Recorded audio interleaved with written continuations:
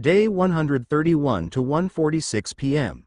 Logan Square, Franklinton, Center City, Philadelphia, Pennsylvania, United States of America. With his mandibles opened wide and looking up at the sky, the infected king released his ferocious, furious, and painful howl. The howl that sounded like a deep-voiced screech, it caused the surroundings to rattle. For the first time since he gained consciousness, the infected king was wounded. As someone that had not felt this kind of pain before, the sensation was several times more painful. Furthermore, the bullet tore through his legs before piercing a hole on the broken fountain that blocked its path. "Not good," Mark exclaimed, not expecting this to happen. His ear was ringing as the howl went on. Then, his sight started to blur. It seemed that the painful and furious howl of the infected king was releasing vibrations capable of affecting the cognitive capabilities of anyone that would hear it. Thus, not only Mark. Everyone in the vicinity was affected except for the infected.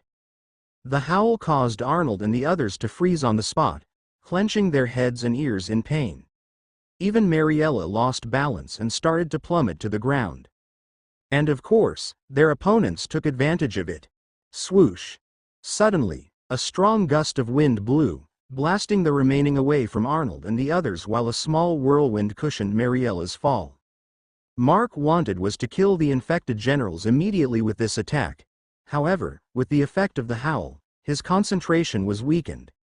The blades of wind he wanted to create failed to manifest.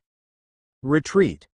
Mark shouted as he blasted away the howling infected king with another gust of wind.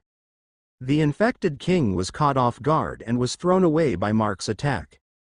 TCH. Mark clicked his tongue at the lost opportunity. Since the infected king was not moving, Mark might have been able to catch him. However, because of the insanely loud howl and its effects, he was not able to properly control the crystals or make a proper attack. The only thing he could do was to send a strong blast of wind to blow the infected king away. The infected king rolled on the ground and finally stopped its howl. However, Mark and the others that were affected by it were yet to recover. Even Mark's vision was a bit blurry, not to mention the others that were weaker than him. Mark told everyone to retreat. However, only Roan was able to react properly. Of course, what Roan did first was to help his sister and retrieve Mariella. The others were still in danger. There were no other options. Mark could only frown as he mustered as much concentration he could in his current state. With his will, the wind manipulation crystal glowed brightly. Swoosh! Arnold, Sandy, and Ernst suddenly flew as if being sucked towards the direction of the vehicle. This time, Mark's control was poor. The three were also not in the condition to react properly. Thus, Arnold, Ernst, and Sandy landed by the vehicle in an unsightly manner. The most clumsy Ernst even rolled several times on the concrete.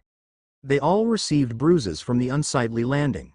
Still, it was better than facing the dangerous situation they were in just now. The infected generals that were blasted away by Mark recovered quickly.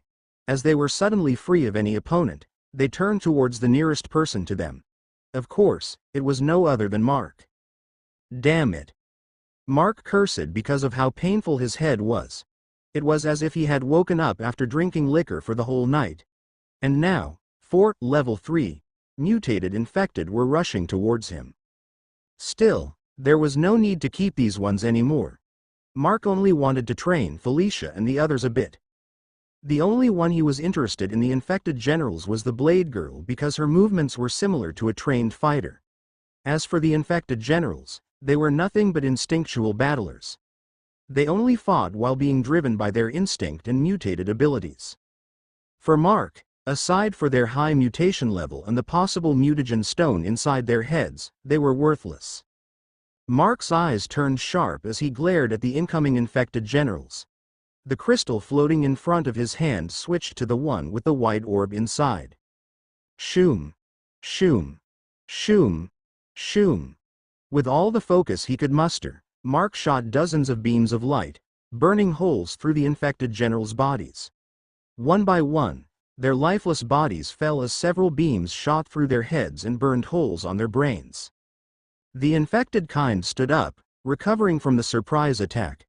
Furthermore, like a real locust, it seemed that his body had fluids similar to hemolymph and was able to close the deep wound he received, preventing him from bleeding out. His ferocious face was surely furious. Even though the wound had closed already, the pain still remained. That was when suddenly, his connection to some of his generals was cut off in an instant. He also realized that the Blade Girl was the only one remaining from those that fought the humans. The others were all dead, and on his side, only the bull-sized baby remained. This situation made the infected king's blood boil to the brim. He was a king of the infected. Yet, he had no queen. All he had was his generals. However, these puny humans killed them. The infected king stared at Mark. His killing intent was intensifying. He admitted that Mark's group was different from the humans he encountered before. This was the first time he faced a setback after claiming the center city as his territory. Since he gained consciousness and intelligence, he killed all the humans in his territory. None of them, even the so-called soldiers, were able to encounter him and live. Yet, this small group of humans pushed him to this point, especially the man in black clothes that led the group. In terms of speed and strength, he was superior to Mark. However, the infected king could not hit him at all, aside from the first kick that threw Mark towards the hotel. And as the infected king wanted the queen inside the vehicle, he could not attack it rashly. He feared that something might accidentally happen to the queen, making everything for naught. The infected king had no choice now. Using his uninjured leg, he jumped towards the side of his trump card. He learned it from the humans he encountered before. It was to reserve the best for last. Kryaa. The bull-sized baby that was sitting and watching cried out as the infected king tapped its shoulder. Its cry was not any less than the ferocious howl of the infected king. The only difference was that it had no other effects on anyone that hear it. Instead, as it cried, its body started to swell, and there, everyone witnessed as the bull-sized baby's skin tore, followed by its muscles. Then, it pulsated and regenerated before it began tearing again. Continuous swelling and tearing, one would think that the bull-sized baby would turn into a bloated creature. But that was not the case. Mark, Mei, Roan, and Feng Jiruo had better eyes than the others. As they watched the scene, they also saw that under the tearing skin and muscles, the bones of the bull-sized baby also grew. Even though the start was slow, it started to hasten its pace. And now, with their naked eye, they could see the bull-sized baby growing in size. 3 meters, 4 meters, 5 meters, it was not stopping. Before Mark and the others were able to fully recover from the effects of the infected king's howl, the infected baby was already as big as a life-sized Gundam. Bam! Loud booms echoed, and the ground started to shake as it stood up on its 2 feet. Bam! Bam! Bam! Of course, the baby had a weak sense of balance, and it was even worse since it was a mutated infected. Trying to gain balance, however, it caused the whole place to shake. It was as if there was an earthquake going on. Bam! The infected king jumped onto the mutated baby's shoulder as it took a step forward. As it did, many of the infected that were surrounding the Logan Square fell down. Everyone could only watch the colossal baby approach. None of them were in the condition to continue the battle properly. "Can you still drive?" Mark voiced out to Roan that was helping the others enter the vehicle. "I think I can. But not too fast," Roan replied. "Are we escaping? The whole place is surrounded, though." "Just drive," Mark said while massaging his nape. "I'll do something to clear the way." "Okay," Roan replied as he rushed into the driver's seat. Mark stared at the gigantic baby. Although it was big, its movements were slow and unstable. It was not much of a threat as long as they moved away from its range of attacks. Instead, the problem still lay on the infected king. Another of that howl and they would be done for. It was not something that Mark expected to happen. Nevertheless, it was not unreasonable for the infected king to have unusual abilities. The good thing, however, it looked like that the infected king was not aware of that ability and its effects on them. Maybe it was something that the infected king used subconsciously. In that case, they better not provoke it into using it one more time. They had to retreat for now. This was in favor of Mark as he wanted to capture the infected king instead of killing him. He needed to do some preparations if that was what he wanted. Mark glanced at the vehicle, and Roan was already waiting for his signal. He nodded slightly as his wings glowed red. Bam! Mark disappeared from his place and appeared in front of the giant baby that was midway its step. He then unleashed a ruthless kick on its forehead. Boom! The ground shook as the 10-meter-tall baby crashed onto the blood-filled fountain. That fall caused the infected king to jump off with its attention focused on his remaining general. And there, VRRROOMMM. The loud sound of the vehicle echoed as Roan took the opportunity to drive away. As it swerved around the traffic circle, the vehicle rushed towards the northwest exit of Logan Square. Seeing that, the infected king had a look of ridicule on his face. After all, the direction the vehicle was rushing towards was blocked by several hundreds of infected. Unknown to the infected king, May was already aiming her sniper rifle in front of the vehicle. And there, shoom, bright blinding light filled the whole place. The infected king roared at the sudden situation. It could not see anything at all. Of course, it did not take too long, and he regained his sight, only to become flabbergasted at the scene before him. Those hundreds of infected that he was confident of being able to block the vehicle were all reduced to burned corpses in the short while that he was blinded. KRRRYHHH. Sure enough, the infected king let out that ferocious howl once more as the thought of losing the queen he found entered his mind. Fortunately, the vehicle was already out of the effective range of that howl. If not, things would have turned into a mess. Mark now stood on the roof of the vehicle. He knew that their escape could not be ensured just by this. And as he had thought, the infected king would give chase, along with his whole army that numbered for about several tens of thousands. Rubbing his temple to ease his dizziness, Mark stretched out his right arm. And there, 3 crystals floated glowing intensely. The sky started to darken, and dark clouds covered the sun. The sudden change in the weather made everyone that did not know what was happening uneasy. Even the infected king felt danger. Rumble. The sound of thunder echoed as branches of lightning traveled from cloud to cloud.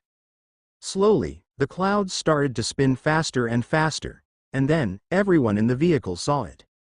A cone of clouds was emerging from the sky behind them. The wind started to pick up, and the cone stretched down from the sky. It was something that was almost impossible to happen in the middle of the city. A tornado emerged in the middle of Philadelphia. Day 131 to 1:52 p.m. Benjamin Franklin Parkway, Franklinton, Center City, Philadelphia, Pennsylvania, United States of America. The sudden escape of the humans and that bright explosion of energy was unexpected for the infected king. Although he was already caught off guard and was injured for underestimating these humans, he was still confident that the moving metal box that they were riding would not be able to go through the ranks of his minions. And of course, he was wrong, and the way was paved by that bright explosion of energy from the vehicle. The infected king's anger was piling up severely. Both sides had witnessed unexpected things in this encounter.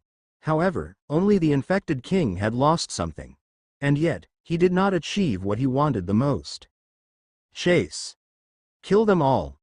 Eat their flesh. Those kinds of thoughts repeated in the mind of the infected king as he led his army after the escaping vehicle. Even if he had to chase these humans outside his territory, he would do so.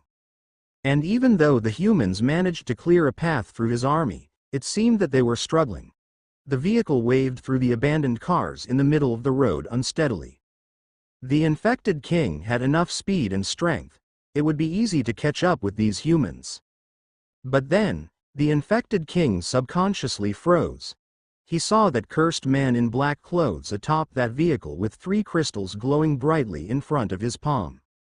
The infected king felt a threat looming above him, and when it meant above, it was in a literal sense. While his mindless army chased after the fleeing vehicle, the infected king stood in place, staring at the sky. It suddenly became dark as the spiraling clouds covered the sky. He felt suffocated. The overwhelming energy began to flood the surroundings. His anger started to subside as it was replaced by the thought of escaping now repeating in his head. The infected king felt like an animal before a big natural disaster happened. It was not a wrong description, as even some infected had gained animalistic instincts as they mutated. For the monarch type, infected like the infected king, that sensation was even higher than others. And now, it was feeling a great threat from what was happening. The wind soon started to pick up as the sky darkened even more. Thunder crackled loudly as the brotches of lightning illuminated the sky. It became the signal for the cone that formed under the clouds to stretch towards the ground. Finally, the infected king decided to flee. With a last glance at the escaping vehicle with eyes filled with reluctance, the infected king commanded his army to retreat as he left the place first. The dirty flags of different countries that were hanged on the lampposts fluttered violently. Even the thick branches of trees by the roadside swayed. Soon, smaller debris started to be thrown around by the wind. Crash! And the glass windows of buildings broke one by one. It all happened as a tornado with an estimated wind speed of above 100 miles per hour and about 20 meters wide made its touchdown. Mark controlled the three crystals as much as he could. And to say, it was very likely that he lost control of what he just did. Even with the full energy capacity of the wind manipulation crystal, Mark was sure that this thing was impossible to happen. The most that it could do was a small whirlwind that was only enough to lift an average person a few meters above the ground. However, with what Mark did, he created a large disaster under quite impossible conditions. Using the storm collar crystal, Mark prepared the atmosphere above the city to be suitable for the birth of a tornado. Then, the third crystal came to prepare the updraft. It was no other than the photokinesis crystal. This time, however, it was not being used to redirect light for optical camouflage, or to fire beams of light. For the first time, Mark used its ability to control photons and electrons to do something else. With the help of the photokinesis crystal, he caused the photons to transfer the energy needed to heat up the air in the surroundings. Finally, Mark used the wind manipulation crystal to blow the cold wind from the clouds down to the city and for the warm air he created to rise up. The friction between the winds with different temperatures caused the lightning to blast the skies. And as the updraft was formed, Mark fed it with stronger rotation. And thus, it caused the birth of a tornado in the middle of Philadelphia. Everyone in the vehicle watched what happened nervously. First was a very strong infected and his army. Now, a huge tornado formed not far behind their vehicle. Of course, their hearts were now threatening them to jump out of their chests. This reaction was not surprising since none of them would expect that this was Mark's doing. Still, some of them could not help but suspect it. Slide. The door of the vehicle opened, and the severely dizzy Mark staggered as he entered. May immediately helped him back to his seat. "Boss," Roan called out while glancing at the side mirror of the vehicle. "Did you somehow summon that tornado?" That question made all of them eager to hear the answer. After all, to summon a natural disaster like this was already like playing God. And to that question, "Yeah, somehow." Mark nodded. "But I don't have any control of it. You better drive us out of this place fast. We might get swept by that if you don't." Mark's warning made them even more nervous. Still, they could not help but feel amazed. Everyone looked outside the windows and behind the vehicle. The tornado started to destroy everything in its path. They could already see a huge number of infected that were not able to escape, flying around and crashing everywhere. Fortunately, the tornado seemed to be moving away from their direction. At least, it was not chasing their vehicle. Still, it was not a good time to feel relieved. Mark's group must leave this place. The faster, the better. Mark groaned as he rubbed his temples. His complexion was slightly pale, and he seemed to be struggling. "Boss, are you okay?" Roan asked as he saw Mark's state using the rear-view mirror. "Do I look okay?" Mark was in quite a bad mood because of his headache. You all were quite a distance away from that guy when he roared, but most of you were immobilized immediately.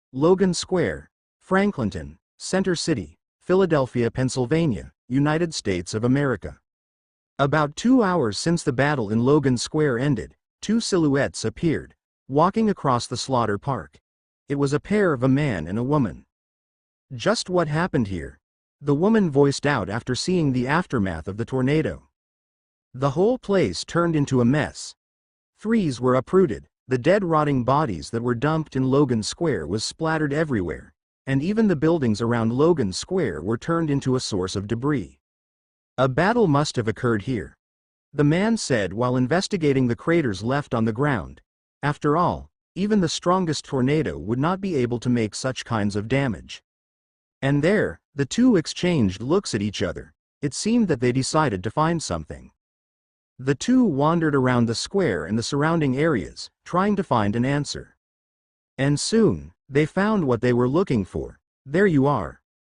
The man smiled, looking at the infected king that was currently sulking on the rooftop of one of the buildings nearby. Well, who would not be sulking if one was in his shoes? The infected king finally found a queen but was rejected.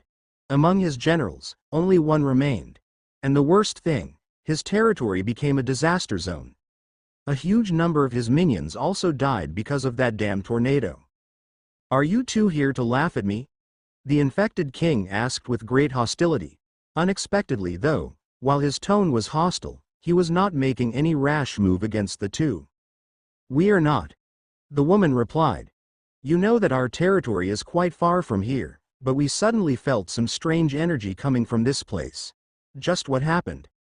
The infected king did not want to share his shame at first but ended up telling the story anyways. It was because it was better to say it instead of hiding it. Even the infected king did not want to push the two into hating him. If it happened, it was good to say that he would die. It was because these two were the same as him, monarchs among the infected. The worst part, these two were far stronger than him. Day 131 to 8:17 p.m.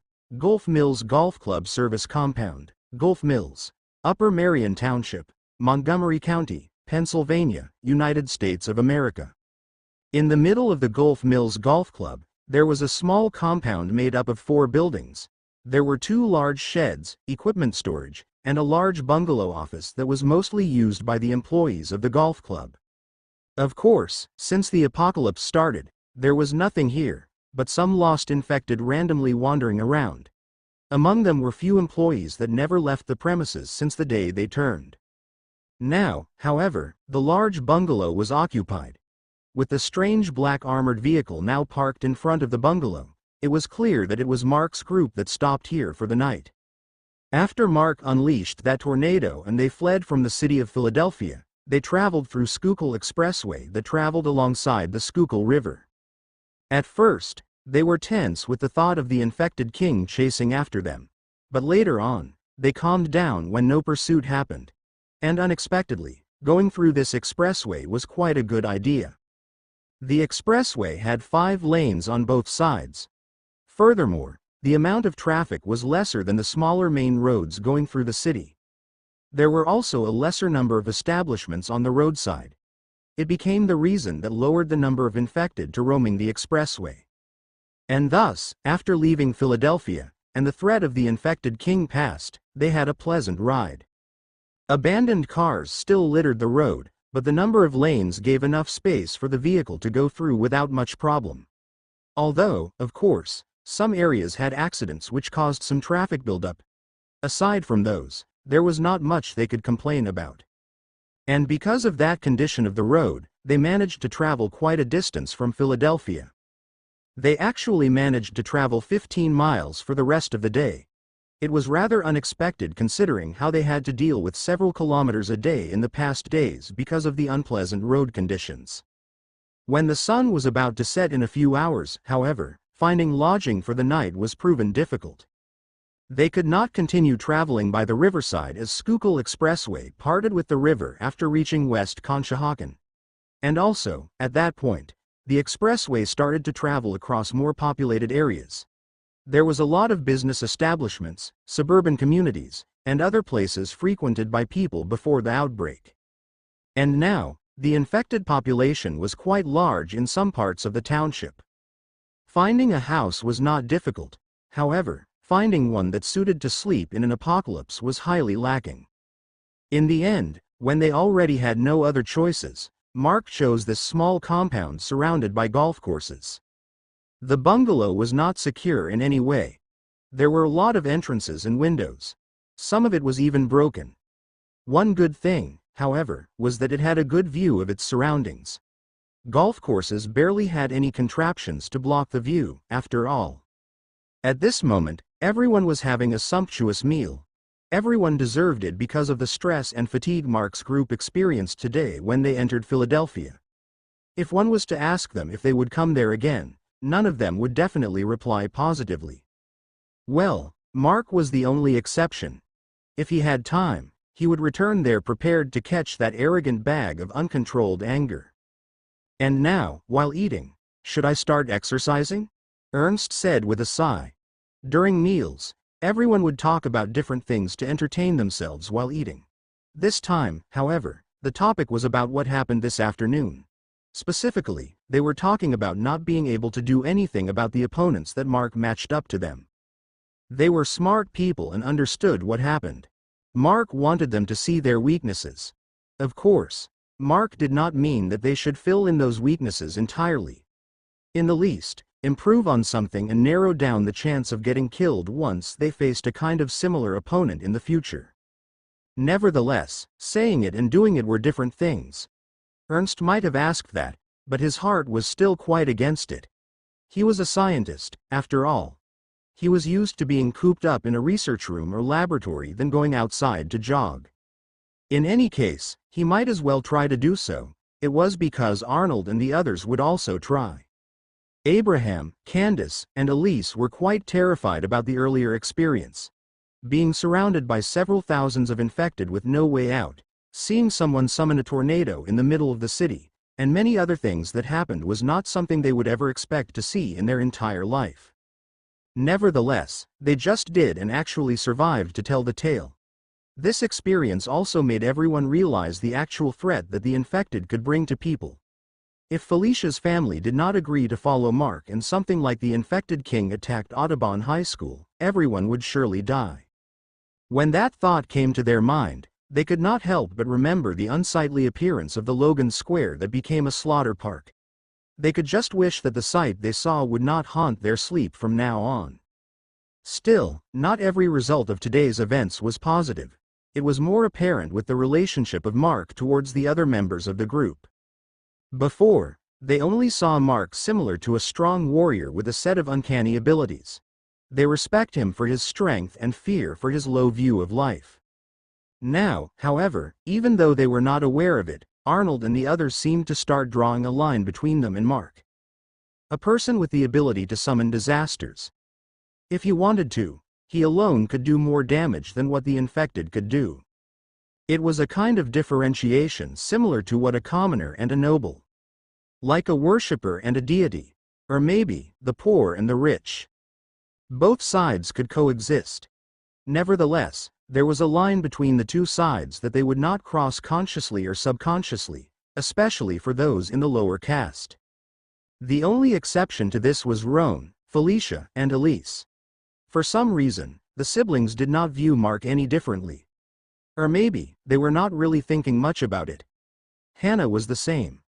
Her view of Mark did not change in the slightest at all. That behavior of hers was strange itself. More than anything, Elise started to see Mark as some powerful superhero.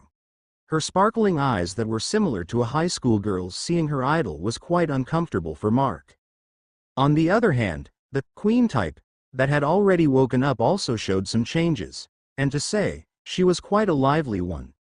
Her sticky stare towards Mark was gone, indicating that most of that urge came from the Empress Spider, urging her to copulate. Nevertheless, the Empress Spider, that was now freed from the infected king's orders, started to behave like a normal intelligent mutated infected. Or rather, it was trying to escape and look for a new host. It continued to bash its body onto the walls of its cage and end up sleeping after it became tired of doing so. Of course, its intelligence was on the low side, about similar to a dog or a cat.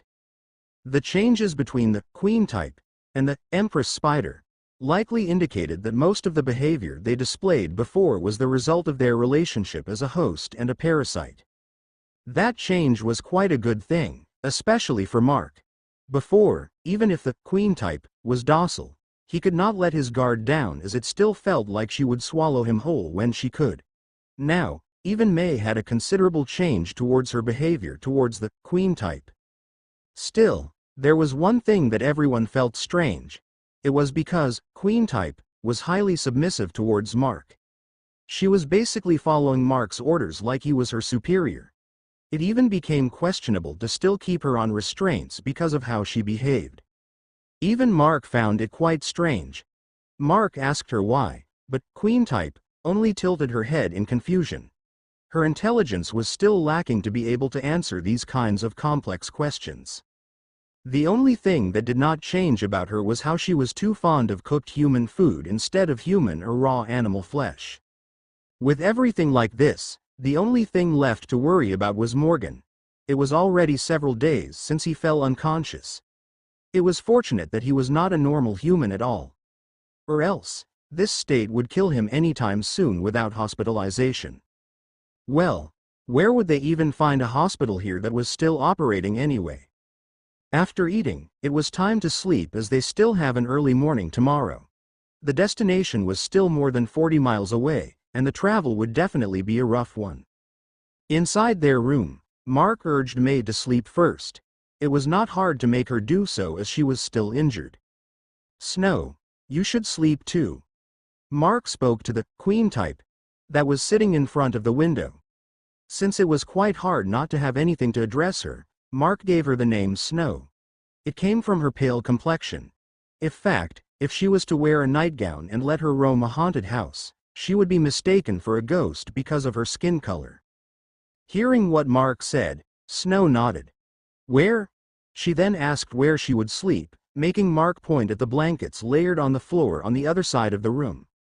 Without any complaints or other questions, she lay down on the makeshift bed, not even minding as Mark put restraints on her. Seeing Snow fall asleep, Mark shrugged. She was more behaved than a child that would argue for wanting to sleep late. It would be acceptable if she was hard to tame as she was an infected. However, that was not the case at all. Mark then closed his eyes, concentrating. Arnold and Ernst are on the lookout, and everyone else is already asleep.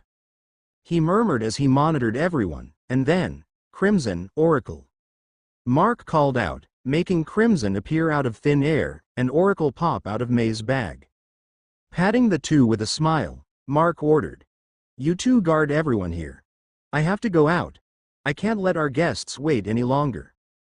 The two jiggled in agreement, making Mark assured. And there, Mark opened the window and jumped out. Closing the window slowly, Mark started to run and left. ******* Day 131 to 11:15 p.m. Glass Glow Quarry, King of Prussia, Upper Marion Township, Montgomery County, Pennsylvania, United States of America. After moving for more than 2 kilometers away while holding his phone, Mark finally found his destination. It was a large quarry owned by an asphalt distributor, according to his map. Of course, he was not here to mine anything, instead. You two should come out now. Aren't you too tired of trying to peep without avail? Mark said, facing the large hole at the center of the quarry. Well, he was not speaking towards the hole, but the two that were following him behind. And as he said that, 2 people went out from the dark shades of the trees that surrounded the quarry. It was a man and a woman. See? I told you. He came out to lure us away. The woman spoke towards the man. All right, you win. The man replied. Mark turned towards the two with a serene expression. He did not know why trouble kept coming in just the span of one day. First, a king type, now, a pair of king type and queen type. The worst thing, these two were far stronger than the first one they encountered today. Day 131 to 11:16 p.m. Glasgow Quarry, King of Prussia, Upper Marion Township, Montgomery County, Pennsylvania, United States of America. It was a night under a waning gibbous moon. The abandoned quarry that now had its bottom filled with water and floating corpses along with trapped infected was now visited by 3 people. The 3 people, with one facing the other 2, stood without minding the surroundings. Mark stared at the 2 with vexation. He barely had time to rest after the encounter with the infected king in Logan Square. And now, he was facing even stronger entities.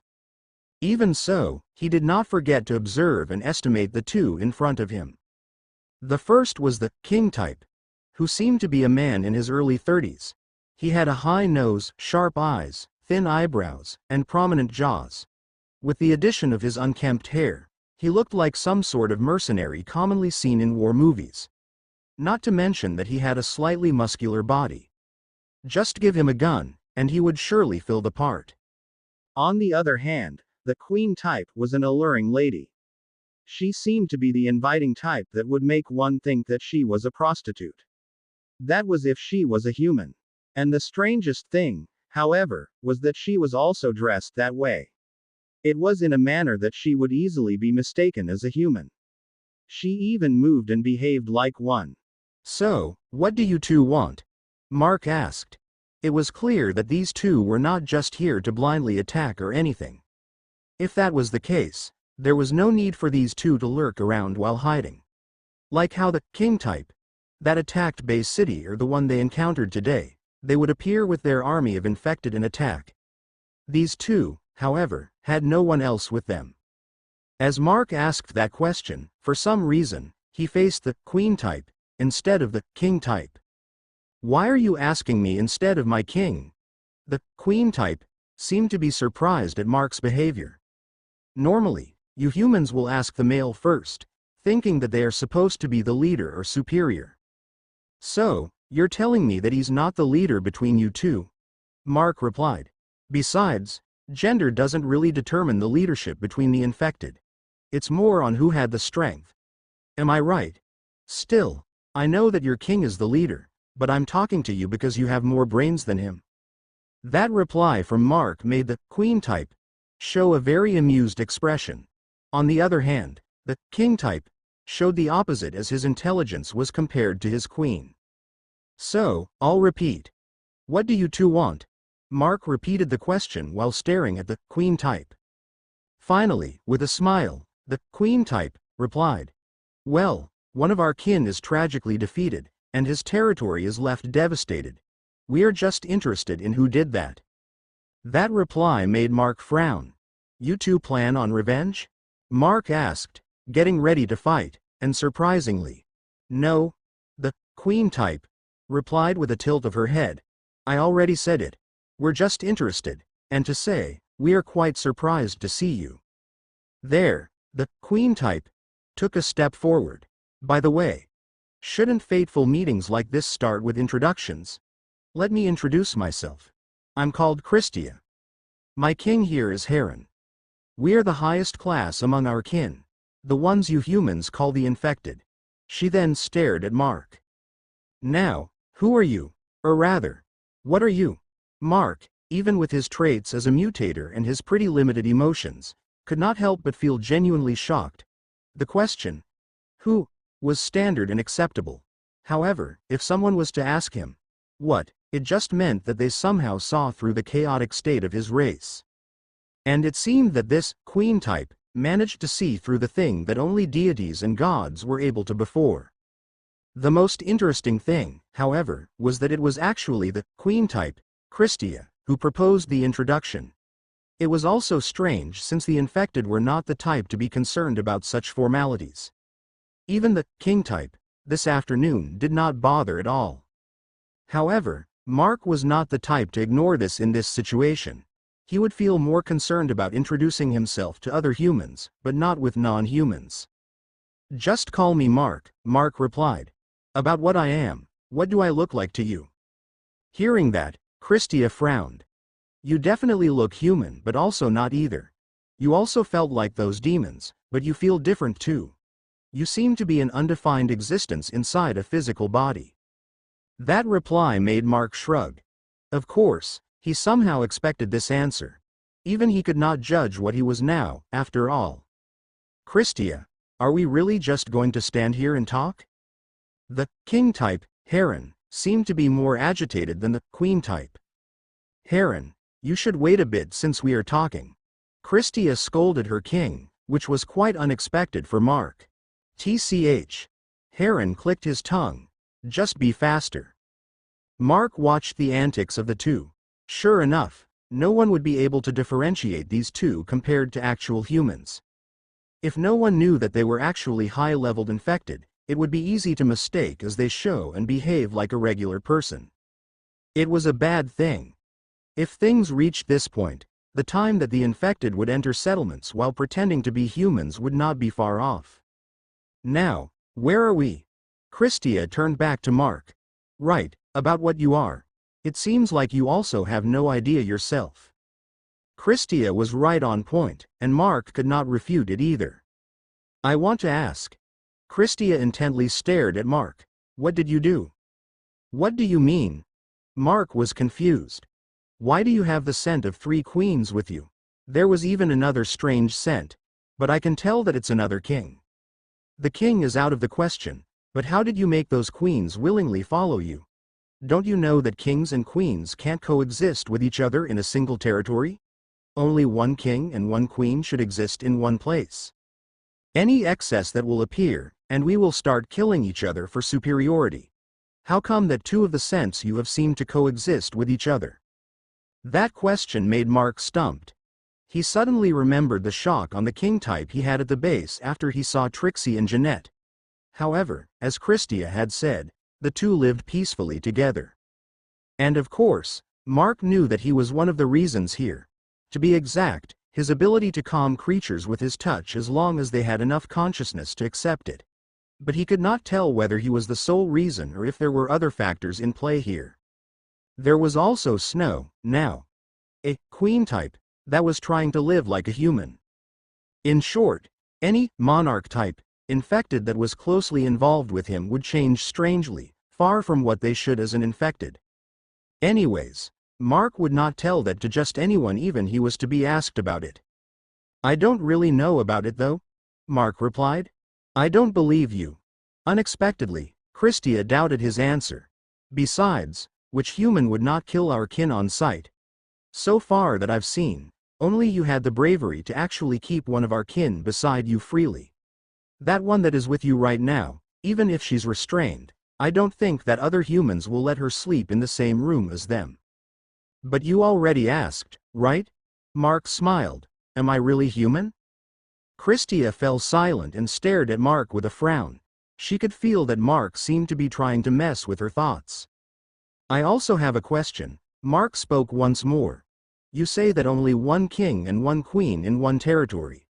But it seems like you two have some relation with that guy we met earlier. Aren't you two also coexisting with him? That's different. Christia shook her head. We belong to different territories, different horde, different birthplaces. As long as he didn't try to extend his territory to ours and try to wrestle control, he will be fine. Queens like me are different, though. As long as we don't have a king to lead us, we will try to kill each other no matter where we are. We can control our horde, but we can't claim a territory. We are nomads that continue to kill each other until we find a partner of ours. That is why the circumstances of the queens around you is strange in every way. Mark ingrained that information in his head. It was an opportunity to learn things about the monarchs of the infected. It was not every day that a person could encounter an infected that had a level of intelligence similar to a human. Christia was not only able to converse properly, but she was also capable of thinking properly, not being driven by her instincts as an infected. That in itself was a strange thing. Mark could tell that the monarch types he encountered so far was immature, driven by instincts, and spoke with fumbled or broken words. It was because their consciousness was just born not too long ago. 4 months were not enough for the infected to develop enough intelligence that could make them capable of thinking at a human level. After all, after they turned, they all lost humanity along with all their memories. It was not wrong to say that they became infants once more. With those thoughts in mind, Mark froze. He stared at Christia and finally realized a feeling that was quite familiar to him. I don't really know what you are talking about, Mark spoke, denying his part in the changes of Trixie, Jeanette, and Snow. By the way, I have another question for you. What question do you have? Christia sighed. It seemed that she would not get the answer she wanted from Mark. Do you remember your memories as a human? That question suddenly entered his mind. He realized that Christia's consciousness had a bit of similarity to Amy. Oh, how did you know? Christia replied with surprise. I did remember things but not everything. It's really convenient since I was able to gather information from humans before killing them. Sure enough, it was the case. Though the last part was quite threatening. Since Christia had memories as a human, it was easier for her to mingle with humans and gather information like what she was doing right now. You have memories being human, did you never think of living as one? Mark asked. It was because of Amy's case. Why should I? Christia retorted. These memories are not mine but the previous owner of this body. I'm a new existence living in this body, me and my kins. All of us knew that. To us, humans are food. The living are nutrients. We are creatures driven by instincts. It's impossible for us to live like humans, and as I said, the queens with you are the ones that are strange in this regard. Are you two not done yet? Finally, Heron interjected once more. He was getting impatient. All right. Christia shrugged and turned to Mark. Sorry, but my king is an impatient one. I want to ask about other things, but we don't really have too much time. Are you two leaving now? Mark asked. It was a good thing if they just left like this. He also wanted to rest. Unfortunately. Well, no, Christia smiled. My king here would want to challenge you in a fight. Day 11:24 p.m. Glasgow Quarry, King of Prussia, Upper Merion Township, Montgomery County, Pennsylvania, United States of America. Mark stared at Christia with both confusion and surprise. Who would not feel this way? Think about an infected properly asking for a battle. This kind of thing never passed by Mark's mind even once. Only because Christia was here that it was possible to happen. An infected queen that retained her human memories. Just how many individuals like her would there be in the world among the billions of infected? A challenge? It's not a fight until one of us dies, is it? Mark asked. That question, however, made Christia show a smile. If it was before, that might have been the case, but now that we met you, I would rather not risk our lives here. But of course, we can't just go back like this since, you know, us infected are hot-blooded individuals. By the 8 divines. Can I decline? Mark grumbled. If possible, he just wanted these guys to go away and sought that he could rest. I guess this would be the case, no? Christia's smile turned questionable. Humans prefer to stay away from things that would not give them any benefit, after all. And there, Christia gave a proposition. Well, we really can't do anything if you want to decline. So, how about this? Fight with my king. It's not a death match, and I promise that if you were the one defeated, we would leave peacefully. In exchange, no matter who wins or loses, I will answer your questions about us afterward. Of course, I won't answer any question if you end up killing my king. I will also do my best to kill some of your companions if you did that, even if I have to sacrifice myself in exchange. What Christia said made Mark weigh the options. Because of the whole day of hectic travel, the battle in Logan Square, and mental fatigue, he would have preferred to rest. However, he could not ignore the fact that an intelligent infected actually proposed that she would answer his questions. An opportunity like this would not come by whenever he wanted. Not to mention that encountering an intelligent infected like Christia was not something that everyone would experience. Well, others would do, but they should have already gone to the afterlife after encountering a couple of infected monarchs. Mark was sure that Christia only gave this proposition since she also found him as a threat. Then, let me ask a question first. Mark spoke. I'll answer, depending on the question, and just one. Christia raised her index finger to Mark. The question is nothing that important, really, Mark said as he looked at the two alternately. I just want to know what your goal is for fighting me. You already said that you two might risk your lives if we were to actually try and kill each other, so why? I can answer that. 2 reasons, actually. Christia raised her 2 fingers. First, to satiate my king's hunger for battle.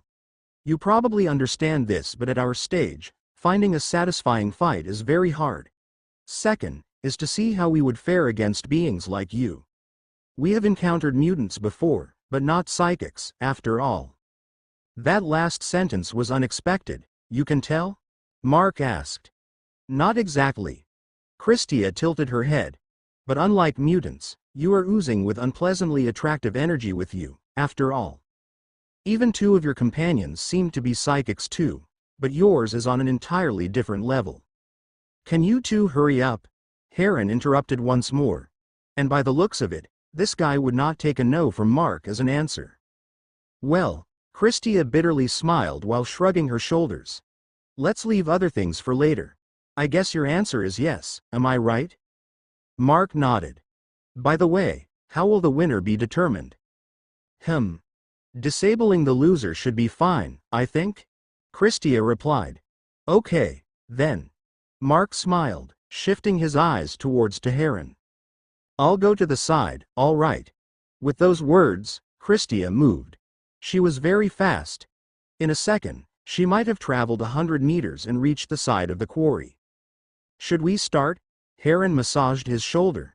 Just attack, Mark said, concentrating his attention on Heron. As Mark spoke, however, Heron kicked the ground.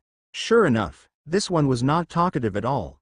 Or rather, his strength did not lay on intelligence. Instead. Boom! With that light kick on the ground, the area where Heron stood before exploded into dust and rubble. With that strong momentum, he instantly appeared in front of Mark. Mark was quite surprised. This guy was faster than the other one this afternoon. Furthermore, his speed relied on both his leg flexibility and strength. The moment that Heron appeared, he unleashed a right straight towards Mark's face. For the first time in a while, he felt the aura of death in that punch. Mark immediately tilted his head, allowing the attack to pass over his right shoulder. Boom! The punch missed, and Heron paused a bit as his fist arm reached its farthest stretch. Nevertheless, an explosion of air created by that punch echoed behind Mark. To think that a single fist would be able to create a sonic boom. But then, Mark did not falter. Before Heron could pull his arm back, Mark grabbed it and tilted his body backward. He then kicked Heron's right foot that was steeped forward, causing the latter to lose balance. With the other foot, Mark kicked the ground, pulling Heron forward. Mark did not let go and spun his body, throwing Heron to the ground. Bam! The ground cracked as Heron's back hit the ground. He was quite surprised at what Mark did, but before he could react, Mark's punch was already going towards his face. Heron tried to evade, but his right arm was pinned by Mark using his left arm and foot, both glowing in red. Without a doubt, while Heron's punch missed, Mark's would hit. Pang! However, there was no sound of flesh being hit. Instead, it sounded like someone tried to punch a sheet of metal with his bare fist. Mark shivered as his hand felt pain. Heron took the opportunity to escape from Mark's grasp and was able to, jumping back for several meters. Inspecting his bruised hand, Mark winced. Of course, the bruise immediately healed, but the residual pain was still there. He then turned to Heron, whose face became steel-colored. It was kind of hard to see in the dark, but the reflection of the moon gave it away. On the other hand, Heron had a bright smile on his face. It was the first time he was actually thrown in the ground ever since he gained his consciousness. And to him, it felt exhilarating. He had some expectations on his face as he stared at Mark. Ha ha ha ha. One more time, Heron laughed as he caused another explosion of dust and debris with his foot. He, once more, appeared in front of Mark almost instantly. He was unleashing other punch, this time, with his fist turning into steel. Mark saw the same attack pattern with more overwhelming strength. But would he grab it and also do the same counter? No, that would be stupid. He then took a stance as the fist arrived at his face. And there, Mark's both hands moved circularly from below, hitting Heron's arm on that angle. Heron's punch was redirected and continued above Mark's head as he lowered his body slightly. Spinning his body, Mark made a foot sweep, hitting both feet of Heron. Mark then stood upright as Heron lost balance and landed his glowing palm to the latter's chest. With his glowing red palm, he pushed Heron to the ground. Boom! The ground Mark stood on cracked as Heron hit the ground once more. Heron's body seemed to have metal properties, making it invulnerable to attacks from outside. Thus, Mark shifted his attack on rattling his opponent's organs. Gahah! Heron groaned as blood spat out from his mouth. Sure enough, Mark's sudden shift in attack style was quite effective.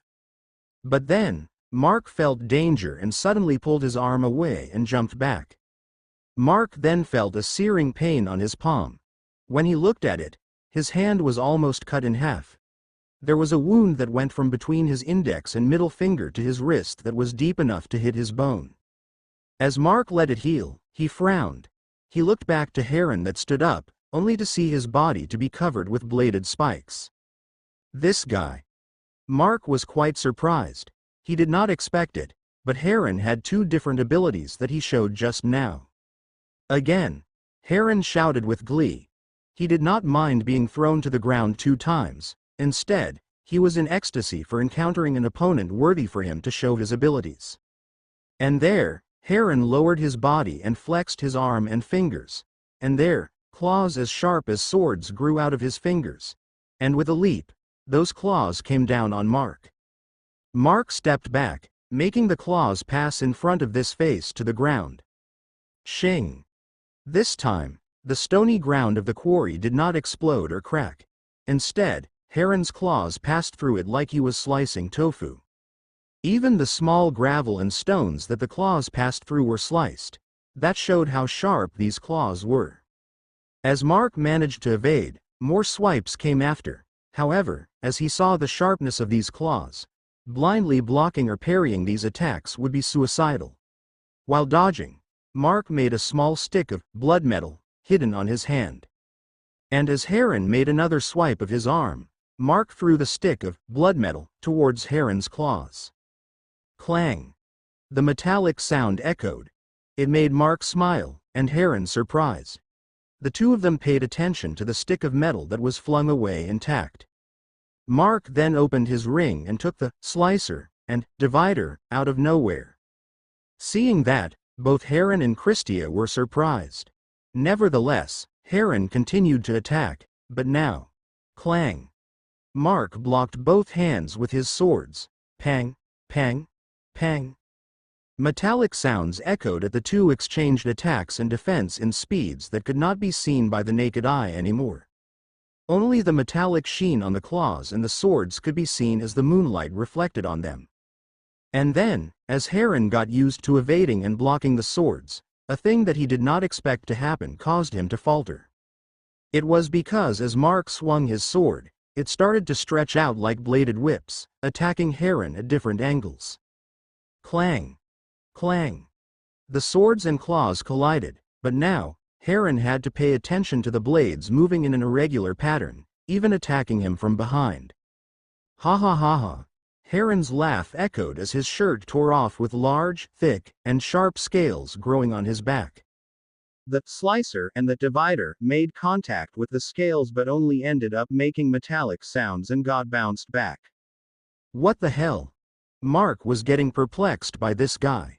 Metal skin, blade spikes, blade claws, and now, metal scales. For most people to see this, they might just think that it was just different applications of Heron's seemingly metallic mutation. However, Mark thought differently. From what Mark knew, even if one had a whole body mutation, whether it be human or the infected, there would be a resemblance to the appearance of the ability. Nevertheless, texture, sharpness, thickness, and even appearance, none of Heron's abilities that he displayed so far resembled each other. Just how many abilities do you have? Mark could not help but ask. You don't have to ask, Heron smiled. Let me show you. Heron roared as his body started to change.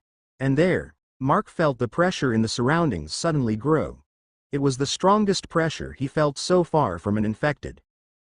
Day 131 to 11:29 p.m.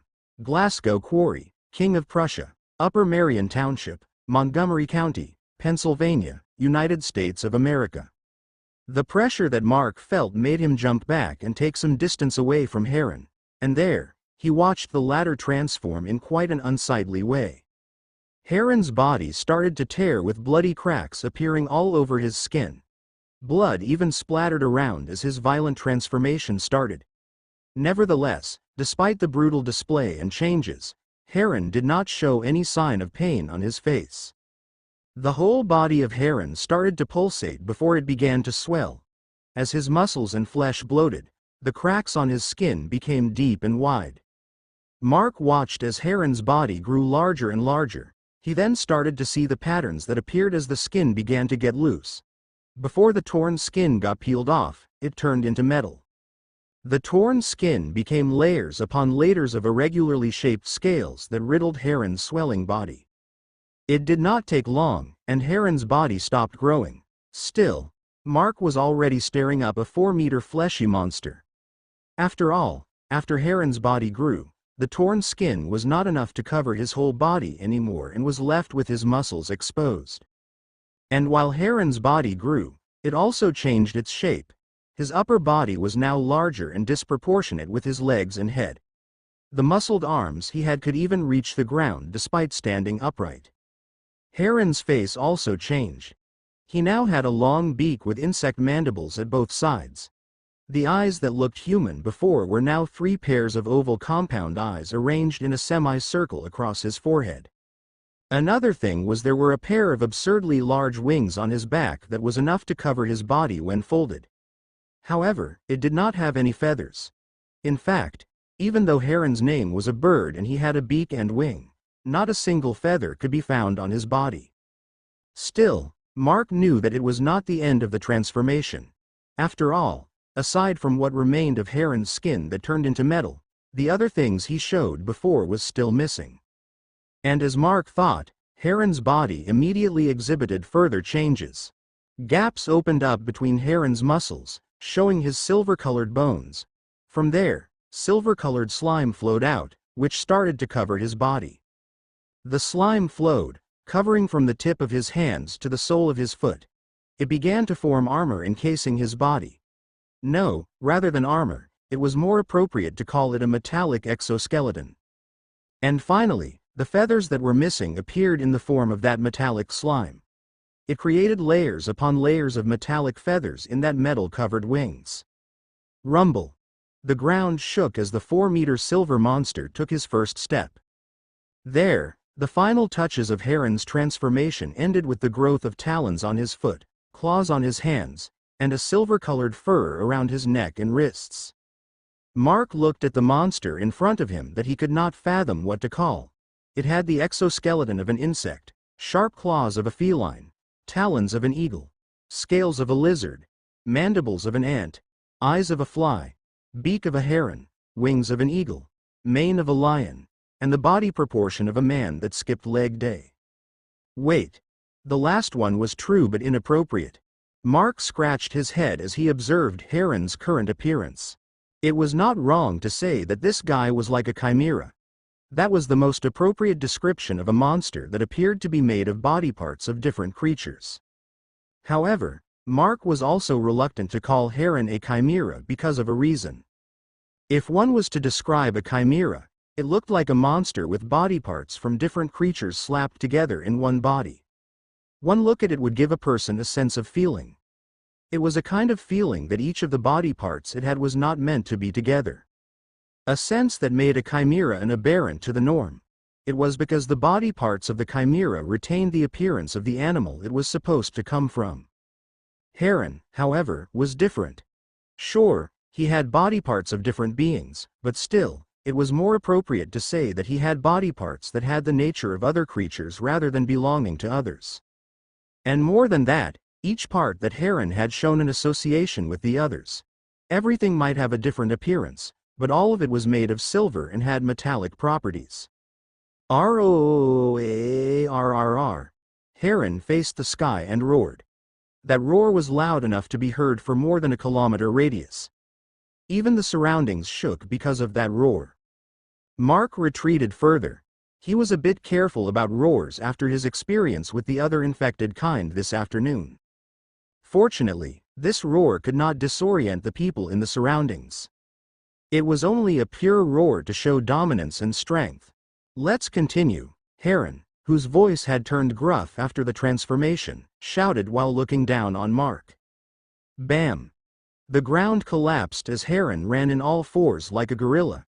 It was quite expected since there was no way that his body would be able to run upright with that body proportion. Nevertheless, despite his large body, his speed did not reduce at all. In an instant, he ran a dozen meters. Mark could only look up, and a set of half-meter claws were already falling towards him from above. With a red glow on his feet, Mark jumped away. At the start of the battle, Mark and Heron had almost the same speed. Now, it was still the same. However, with the latter's body that became larger, Mark needed to exert more effort and speed in dodging. Crash! The claws missed and hit the ground, causing even greater destruction in the surroundings.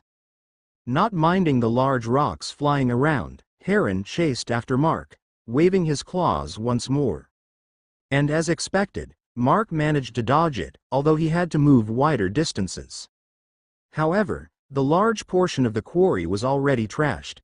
The large rocks flying around buried a lot of infected that were trapped at the lower levels of the quarry. Heron continued to chase after Mark, making attacks, once after another. But then, Mark's movements changed, and the way he dodged the attacks and the flying debris became more and more efficient. That was when Heron noticed that his opponent was releasing strange energy in the surroundings. And there, he saw that Mark's eyes were glowing with a purple light that waved around as he moved. To Mark's sudden change, Heron made his attacks even faster. His claws could hardly be seen by a regular human's eyes anymore. The sudden increase of speed caught Mark off guard. After all, it was quite hard to believe that a large creature like Heron would be able to increase his attack speed further. But there, as Heron's attack was about to hit Mark, he turned into a black mist that moved between the gaps of the former's claws. Bam! The ground shook once more, and the rocks flew everywhere. That caused Heron to lose track of Mark, who suddenly turned into a surge of black mist. The dark surroundings made it even harder for Heron to see. But then, Heron felt movements from beneath him. There, Mark had already swung his swords towards Heron's body. Clang! Clang! Two loud metallic sounds echoed as the slicer and divider clashed with Heron's body. TCH. As expected. Mark clicked his tongue as he vanished once more since Heron tried to crush him. Evading the attacks of the giant Heron, Mark appeared several meters away. He stared at the part that he slashed and could see that his swords only left scratch marks on that thick silver armor. Heron also paused a bit and looked at his belly. Ha ha ha ha, Heron laughed as he saw the scratches that Mark left on his body. This is more like it. Well, this guy seemed to be pleased that Mark could still do some damage even if he already turned into this form. Nevertheless, it was far from enough to actually kill him and not even enough to disable him, either. There, Heron turned towards his queen. Christia, this human can only do this much to me. I can just kill him in this case. Heron's ego seemed to have inflated because of this. On the other hand, Christia sighed. Heron, what are you talking about? Killing him? You can't even touch him. That was right. Since the start, Heron was not able to make a single hit on Mark. Besides, he already showed his ability to turn into mist and evade the attacks even more.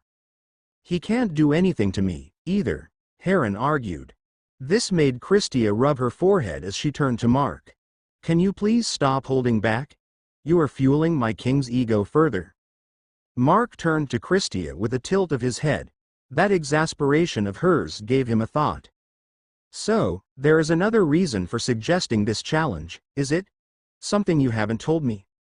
Unfortunately, yes, Christia shrugged. I'll tell you about it after you defeat my king. Okay, then. Also, how can you tell that I'm holding back? Mark asked. It's not like I can tell exactly. It's just the energy that surrounded your body barely moved at all. Mark frowned at Christia's reply. It seemed that she could feel the energies around in his body, similar to how Annika could see it. Then, he shrugged. He also wanted to end this as soon as possible. However, the rule of this battle was not to kill each other. In that case, he also wanted to see all of the abilities of this guy to the end. It was to prepare for the future if he actually needed to kill this guy. Still, he could not use the crystals or his miasma in this fight at all. It was clear that this Heron guy had some ability to gain new mutations. This fact prevented him from using psychic attacks just in case this guy obtained them too. Alright, I have no choice, I guess. Mark gave up on thinking. Of course, he still decided to not use psychic abilities, and that left him with one option left. And there, the surroundings rumbled. Even Heron was surprised and could not help but step back as he felt the pressure that suddenly spread out with Mark at the center. Mark's body started to release a red glow. The black markings on his neck, wrists, and ankles that he received after absorbing the deity of bloodshed began to spread. His blood-colored wings spread out, and his hair grew longer.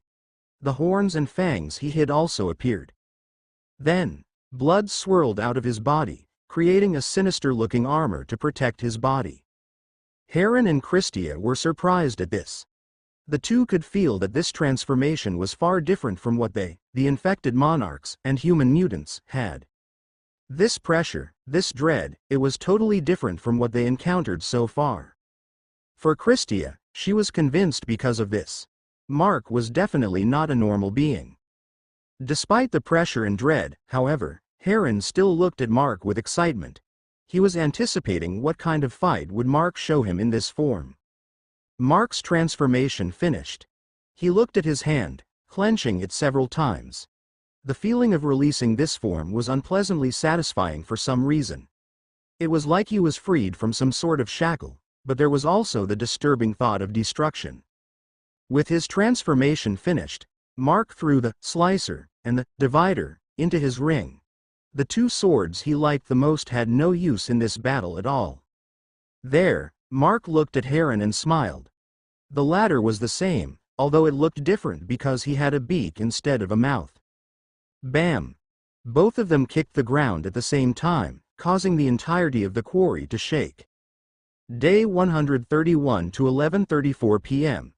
Gulf Mills Golf Club Service Compound, Gulf Mills, Upper Marion Township, Montgomery County, Pennsylvania, United States of America.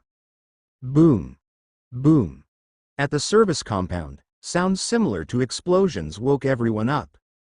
What the hell is going on now? Roan suddenly stood up together with Mariella.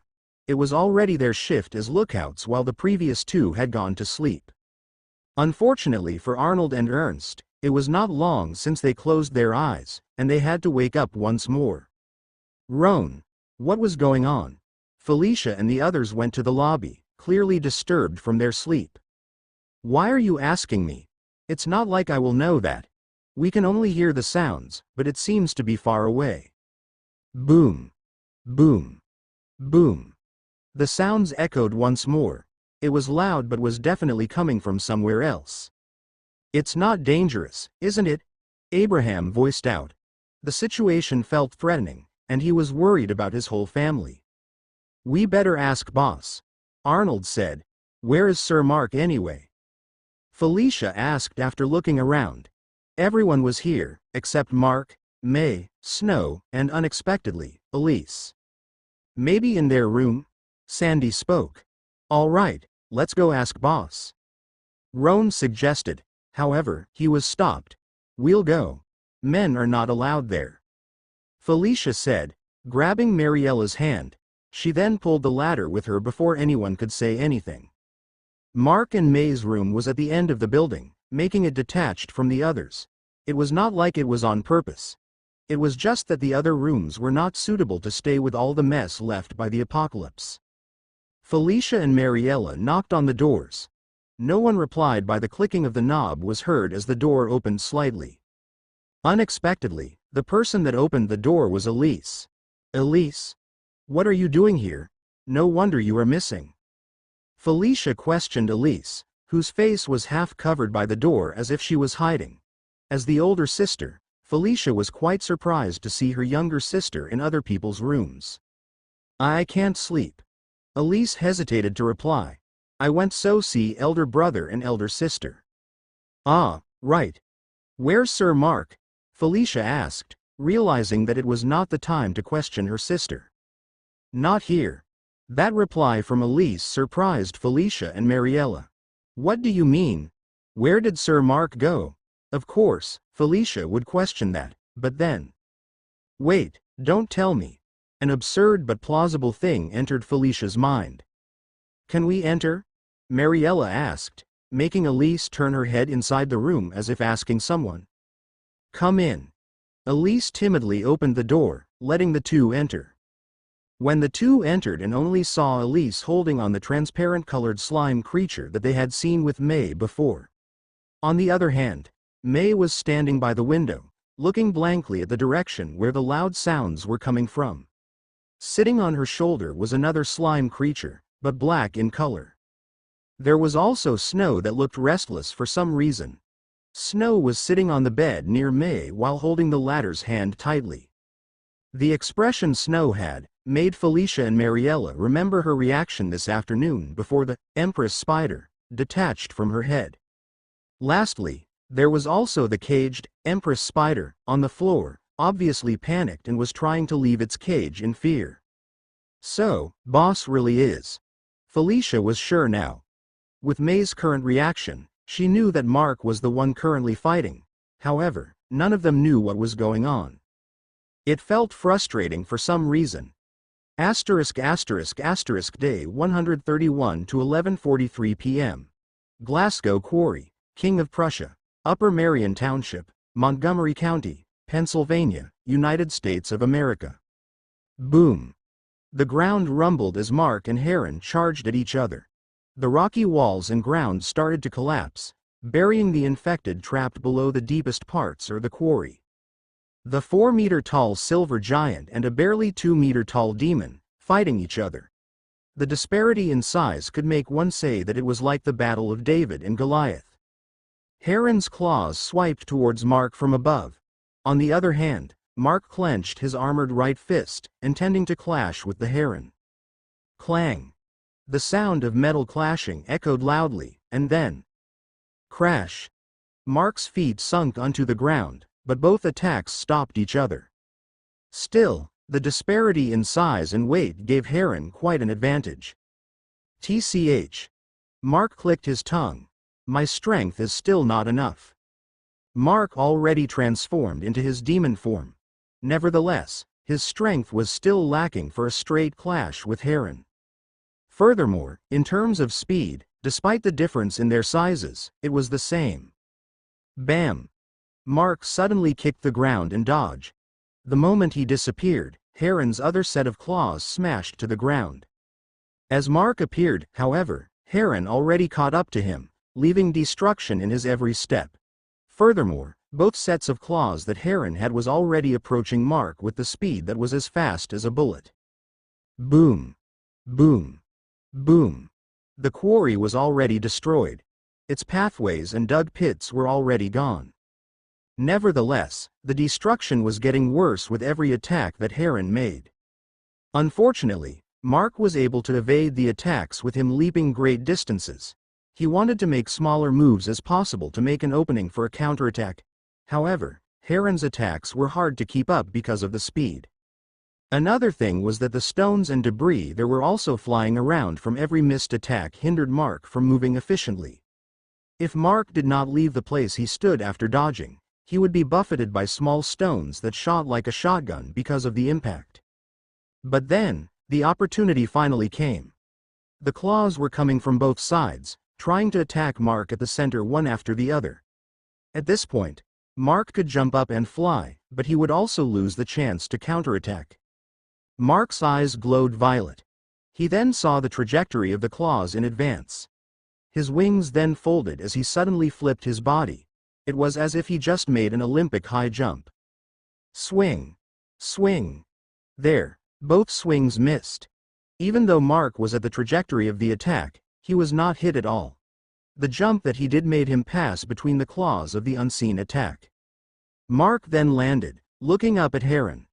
The silver giant was wide open as his missed attacks could not be pulled back to defend at all. At the opportunity, Mark's whole body glowed red as his blood stimulated his speed and strength. His wings opened wide and flapped hard. On the single flap that blew all the dust away behind him, Mark added a strong kick on the ground. Boom! The ground shook, and the wind exploded. Mark moved too fast that he could not hear anything, a speed faster than sound. Bomb! The surroundings were enveloped with a strong gust of wind as Mark appeared in front of Heron's chest. There, Mark's armored fist was already connected with Heron's silver body. Gahah! Heron spat out blood as he felt the rattling pain on his chest, but before he could do anything, he felt his balance collapse. That was when he noticed that he was lifted off the ground and was now pushed into the air. Crash! Heron crashed onto the wheel loaders and machinery left in the quarry that was about 50 meters away from where he stood before. A giant that weighed about 15 tons was flung that far in a single punch. Gulp! Heron swallowed out blood left in his mouth as he stood up. He immediately readied himself to attack Mark. But then, he looked around. Mark was nowhere to be found. Swishhhhh. But then, he heard an almost silent sound. It was the kind of sound created when the wind was resisting an object that was traveling too fast. And the sound was... Heron looked above. Mark was there, falling, no, charging towards him straight from the sky. His whole body was glowing red as his speed went faster and faster. Back at the golf club, things also became hectic. The sounds coming from the ongoing battle started to draw the attention of all the infected in the area. A lot of them were running across the golf courses since it was a vast open land that allowed the infected to travel directly towards their goal. Unfortunately, the service compound was blocking the way for a lot of infected. The biters and eaters were still fine and tried to go toward another direction. However, a lot of larger infected tried to bust through their way, trying to demolish the building they were spending the night at. Without any choice, everyone jumped into action. Roan and the others killed every infected that tried to destroy the building. Still, that had some repercussions too. As they showed themselves in front of the infected, a vast number of the infected shifted their targets. But then, "Hey, what is that?" Mariella saw something and called out. Everyone looked at what Mariella was pointing at, and there, they saw a blood-red shooting star falling from the sky. From the sky, that red light accelerated towards the ground. And then, all of them lost balance. A strong earthquake was felt in the surroundings. The infected that already had a worse sense of balance of their body plopped to the ground. Boom! Finally, the sound reached their ears as the cloud of gray dust scattered towards the sky.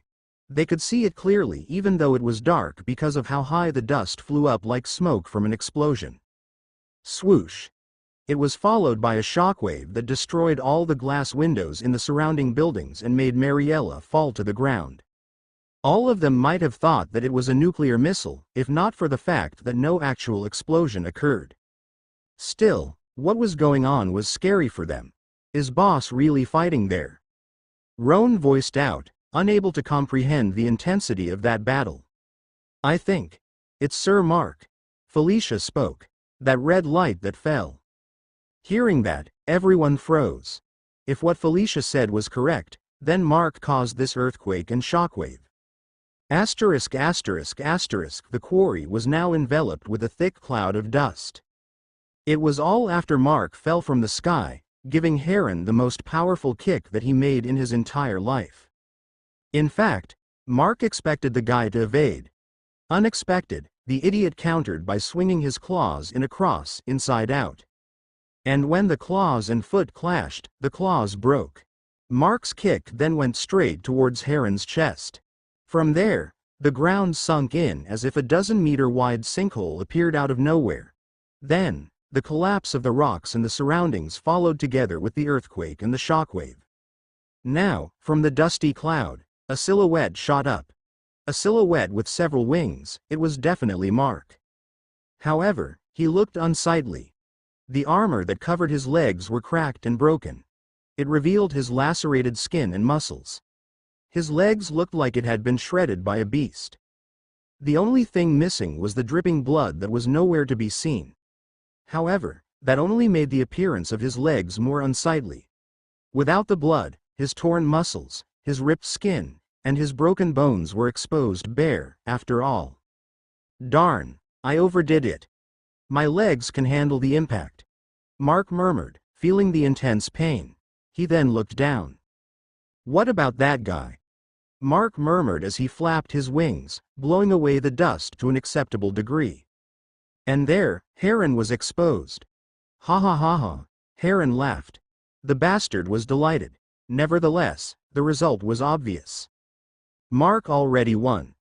Heron lay there in the middle of the collapsed crater. His sunken chest and limbs twisted from the impact indicated that he could not move anymore. "Let's end it here then." Christia appeared beside Heron like a ghost. Even the dust was not disturbed by her movements. She then turned towards Mark. "Congratulations. And thank you for not killing my king." Christia alluringly smiled. Day 131 to 11:49 p.m. Glasgow Quarry, King of Prussia, Upper Marion Township, Montgomery County, Pennsylvania, United States of America. Christia declared Heron's defeat without bitter expression. Still, while she looked pleased, she felt a bit disappointed inside. Mark could tell clearly. Disappointment, it was a negative emotion, after all. However, "What are you saying, Christia? I'm not defeated yet," Heron said with confidence. If not for his current appearance, anyone would feel that he was speaking the truth. Or maybe. Heron was speaking the truth. As Heron finished his sentence, his body started to heat up. It was too hot that even the rubble under him began to turn red. Then, parts of Heron's body also turned red, specifically, his dented chest and twisted limbs. And there, like time being rewound, the twisted limbs moved back to its correct positions, and his dented chest returned back to normal. Heron's gigantic body stood up. He was as good as new. Nitinol? Mark murmured. No, probably just something similar. Nitinol or nickel titanium. A kind of metal alloy that could be bent and dented but would return back to its original shape as long as it was given enough heat. Mark was reminded of that when he saw how Heron's body turned back to normal. And with this, the battle could be continued. That was what Heron wanted. Unfortunately for the silver giant. No, my king. You already lost. His desire was shot down by his queen. What are you? The moment you went down there laughing, he could have killed you several times already. Even that attack that incapacitated you also could be he only decided to disable you. It's your loss. No, that's, there. Heron could only stop as Christia gave him a death glare. So, it's already my win. That's final, right? Mark asked. Yes. Absolutely. I'm afraid that if you two continued, you two would end up killing each other. Christia smiled. That was right. The intensity of the battle already destroyed the whole quarry. If they continued, they would probably end up turning the entirety of the township into rubble. And worse, Mark and Heron might accidentally destroy each other. Then, I don't care about your lovers' quarrel. Just get ready to answer my questions. Mark said in an irritated tone. He could not see through Christia at all. She had consciousness and human memories, but the amount of emotional energy she was releasing was too thin for Mark to read. Of course, I will answer. Christia agreed. But not in this place. Your battle with my king already caused quite a commotion. The lower classes will gather here soon, and we won't have a good chat when that happens. That surprised Mark a bit. Who would think that Christia would be bothered with other infected that would start gathering in this place? But then, it was a clue about something that bothered Mark for a while now. Thus, he could only nod. As Heron turned back to his human form, Christia asked Mark to lead them somewhere else. Sure enough, Christia was a clever one. Making Mark lead the way swept away any suspicions of her and Heron setting up a trap. There, Mark flapped his wings, leading the two further north. His intention was to lead these two away from the golf course even more just in case they planned to do something. As Mark took flight once more, Heron also brought out his metal wings under Christia's request. The silver-infected king then carried Christia as they followed behind Mark. Mark found an abandoned office building of a furniture company. After securing that the two really followed, he landed. A 5-story building. The rooftop was not exactly empty, though. There were makeshift shelters made of wooden furniture on the roof. However, it was already devoid of any life or movement. The only thing left of the survivors that might have stayed here were the markings of washed-up blood that was splattered everywhere. This place is fine, right? Mark asked as Heron let Christia down. Quite an ugly place, but it's better than a place brimming with the lower-class infected. Christia replied. Just don't mind the place. Mark shrugged. All right. Just ask me anything. As long as I know the answer, I will say it. Christia replied. Of course, I will not answer questions that will reveal our skills and weakness. Please refrain from asking about those. No one would feel happy if they were asked those kinds of questions. Mark nodded, hearing that. Even he would not entertain such kinds of questions. Then, let's start with this. Mark looked straight at Christia. We changed places because of the other infected. It meant that even though you two are king and queen among the infected, you can't just control any infected you come across. If what I said is correct, can you tell me why? This was one of the things that bothered Mark since the start. Jeanette and Trixie were already proven to be infected queens by the king type that he caught. However, how come both of them never controlled any infected when they were traveling? Even the king type, never showed any sign of controlling the infected along the way to attack their vehicles. "I guess there's no problem answering that," Christia replied and peered down the building, looking at the infected on the street. "Knowing how humans are, they will figure this out sooner or later." And there, Christia affirmed what Mark had said. Even if they were crowned as king or queen among their infected, the highest class of infected that gained intelligence, they could not just go and control every infected they could see. Even the infected. The infected were not grouping up in hordes just because they were all infected. If that was the only factor, all of the infected should have already formed a single large group that was enough to obliterate all humans. However, that was not the case. And even if there were hordes that had several thousands of members, they were under a higher class infected as their leader. In that case, there was an unknown factor that caused the infected to form hordes. Still, there were observed conditions where hordes of infected were created. First, infected that came from a single place was easier to form hordes. A good example was infected that came from a single neighborhood or city. Second, infected with similar mutations also tend to group up with others. It was displayed at that time in Bay City when a group of bat-winged infected attacked the settlement. Third, as said, there should be leaders among the infected. It could be leader type, mutation, or the higher, monarch types. But even so, the third condition was also not that easy to establish. According to Christia, king types could only control infected in an established territory. It would create a mental network in that territory where the infected were linked together under the king's rule and command. And that territory was fixed in place and could not be moved at will. The king type could move in and out of his territory, but it did not mean that he could just create another one easily or expand the current territory. In the first place, the territory could not be chosen by the king type at all. The territory that the king type had was the very same place where he awakened as a king, and the infected that was inside when the territory was established were his subjects. The only way that an existing territory to expand as Christia knew was when more infected that was not the king's control entered it. Slowly, they would be affected by the network of control and come under the king's rule. If that continued to happen, the population of infected in the territory would start to bloat, forcing the infected to occupy more space. And as such, the newly occupied space became part of the territory. Of course, it did not mean that the king could just make his horde move and scatter to claim more territory. It would not work that way. Still, it did not mean that the king could not command the horde to leave the territory either. They could do it. Only expanding the territory that way was not possible. As for the queen types, it was different. Christia already said it before. They were nomads. Their awakening was not as flashy as king types. They did not have territories or have a horde suddenly under them the moment they woke up. In fact, not all queens had the ability to rule a horde. Only those that were leader types, before awakening as a queen, had the highest possibility to lead a horde, while most of those who were not were left alone. And that was where the struggle started for the queen types. Without a horde, they were more susceptible to death. After all, any infected that was not under the leadership of a king type or queen type also had the tendency to attack. At more unfortunate times, weaker queen types would end up being eaten by the normal infected.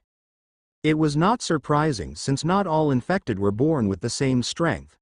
Some mutated stronger than the others, while some were even weaker than an eater.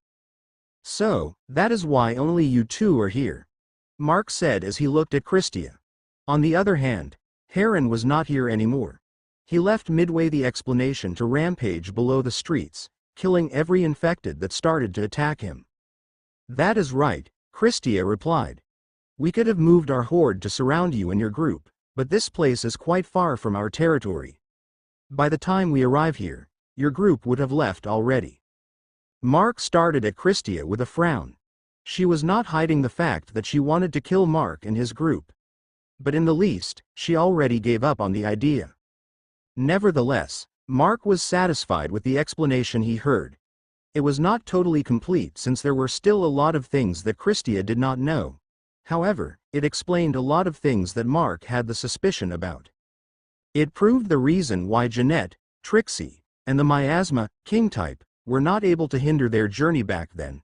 It was not like Jeanette and Trixie had any motive to do it, but at least, the king type had. Furthermore, according to the explanation, it was also possible that both Jeanette and Trixie could not form hordes at all since they did not even mutate to a leader type. And for the king type, he could not command his horde anymore. For sure, his established territory was around Bay City, where he was born because of the residues of Mark and Garvlam's battle. As for Snow, in the first place, she had no capability of forming hordes at all. The only reason that she was able to lead the horde back then in Atlantic City was that she was the host of the Empress Spider, and the horde were all hosts for parasitic spiders. That also explained why the miasma, king type, suddenly had a horde of several thousand when Mark and his group only left Bay City for 2 days to gather blood bags. If the king types had to gather a horde like that manually, it should take a lot longer to happen. Did my answer satisfy your curiosity? Christia asked as she saw Mark pondering about the information he just heard. And to say, Mark was quite satisfied. Then, next question. Mark looked at Christia once more. This one is a very important question. Answer it as much as possible. I already said. I will answer if I can. Then, what is the actual goal of the infected? Mark said with a serene expression. It would be hard to determine the answer just by observing the infected. However, this time, Mark was asking an infected queen. After all, she had both experiences as a human and as an infected. Day 132 to 12:02 a.m. Rooftop, abandoned factory office, Bridgeport Borough, Montgomery County, Pennsylvania, United States of America. The goal of the infected. It was something that any human still living in this ending world wanted to know. Many humans saw the world suddenly change. They witnessed their loved ones getting bitten by the infected. They witnessed their family and friends turn and try to eat them. The governments collapsed. The cities became overrun by the infected. The world they knew, the reality they had, collapsed in the span of a single day. Every single one of them. Everyone's hearts, they were all crying for the answer to this question. Unexpectedly, Christia returned the question with eyes half closed, unable to understand why Mark would ask such a kind of thing. What kind of question is that? Christia asked in return. No, actually, I already have the hunch on the answer. I just want to confirm it from you. Mark replied. Oh, is that so? Christia smiled.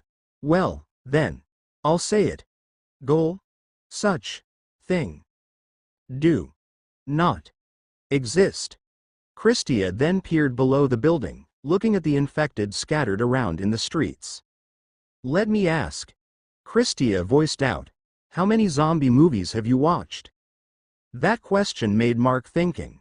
With a smile, he replied. Probably all. Mark shrugged. I don't care about language or actors. I just watch every single zombie movie or even short films I come across. Well, most of it is pirated, though. Mark answered in all honesty. For someone penniless like Mark, the only way to watch movies was by downloading pirated low-quality copies. If he wanted higher quality ones, he needed to wait for several months to even a year, and that was when the hype on the movie had died down. Christia almost laughed after hearing that. Still, just that question that she gave answered Mark's question. In zombie apocalypse movies, people turn into zombies either because of a sudden virus mutation or because it was developed by a certain person for personal purposes. But in the current case, Mutagen arrived on Earth without any particular reason. It was all by coincidence, and thus, no such goal existed. We infected are only behaving according to our nature, Christia said. Like how humans treat pigs and chicken as livestock, that was how we view humans. Spread our species, like how humans and animals do by nature. Since the lower class can't procreate without any suitable mutation, the only thing they can do to increase our number is to infect humans and animals. For those that can create children, they will do that instead. Christia then turned to Mark. We only have those urges. Not to think of a certain goal like taking over the world. Even if we do manage to take over this planet, It is just the aftereffect of our urges. Even if all humans or animals became infected, it is also just an aftereffect. Even if Earth was destroyed, it is just an aftereffect. We have no goal. We only follow our urges, Mark then asked. Even if you had enough intelligence and human memories, you still had those urges, isn't it? Why not? Christia replied with a confused expression. Humans are intelligent, but their urges are far more intense than us infected. Don't you think that I'm right? Mark could only agree with that. Humans were intelligent beings. They pushed science and technology to the point that humans stopped evolving because of the ease that science gave them. Yet, humans were filled with endless urges that could not be satisfied in their whole lifetime. There was an urge to eat a delicious meal. There was an urge to find a good partner in life. There was an urge to become rich. These urges were too much that sometimes it was mistaken as dreams. Compared to humans, the urges of the infected were far simpler. It was to spread their species and eat human flesh. As the infected gained intelligence, the infected gained more urges like Heron wanting to fight a strong opponent or that other infected king looking for a queen. But even so, their initial urges still prevailed over others. Unlike humans, that could not even identify what urge they should prioritize in fulfilling. Mark then realized something. The infected had a single goal then? What are you talking about? I already said that there's no such goal. Christia insisted. No, you have a single goal. That is to satisfy your urges as an infected. Mark said with open hands in front of him. That's... Christia could not retort at all. If you say it that way, then I can't find a way to deny it. Christia gave up on Mark's way of thinking. He was not wrong, after all. Fulfilling an urge was also a kind of goal. It was just unfortunate that the target of the infected's urges were mainly humans. Then, Mark followed up, you don't have any urge to attack human settlements on your own? Hearing that, Christia smiled. No, at least, not me. I'm not dumb like the others. I have human memories. I know what extent humans pushed in a corner can do. Attacking a settlement is nothing but a pure gamble. I'm not a gambler. I even forbid my king from doing something dumb like that. Of course, it's a different thing if it's humans that entered our territory. We'll try our best to kill and eat them. Or at least, make them one of us. Mark nodded at that answer. This was something that would not be answered by an infected just having developed intelligence. Christia knew what humans could do and would not be reckless in dealing with things. On the other hand, the other intelligent infected would still end up attacking settlements if they could. It was because they knew nothing about humans, aside from being food for them. Nevertheless, Christia's answer proved that she was not a reckless opponent. If she actually started to attack settlements, she would have plans that other infected would not be able to pull off. Even if she failed to take down a settlement, she would not die and would probably leave the settlement in an unrecoverable state. Okay then, next question. Mark decided to move to the next one. What is the purpose of kings and queens? Are your kinds just here to lead the infected or are there other purposes? That question made Christia's expression crumple. I don't know, Christia answered, maintaining that expression. I don't know about others. But for me, I just have the urge to find a king the moment I woke up. I don't really know why. The moment I found my king, Heron, I just want to be with him. To tell you the truth, there are other queens that tried to challenge me for my position before. I killed them all. That is what my mind dictated for me to do. It is some sort of unexplainable obsession. It is the same for the kings too. As long as they haven't found a queen, they will challenge those that had queens and try to claim the queen as their own if they defeated the other king. Once we found a partner, however, the urge will vanish as long as we are together. Christia then tapped her chin, thinking about something. Ah, remember that kid that you trashed this afternoon? If you remember how he reacted to a queen being with you, you can probably understand what I am saying. An unexplainable urge, huh? Mark murmured as he remembered how that infected king before behaved when he was rejected by Snow. That guy totally looked like some guy with intense anger issues. Ha ha ha. Christia laughed upon hearing that. That's right.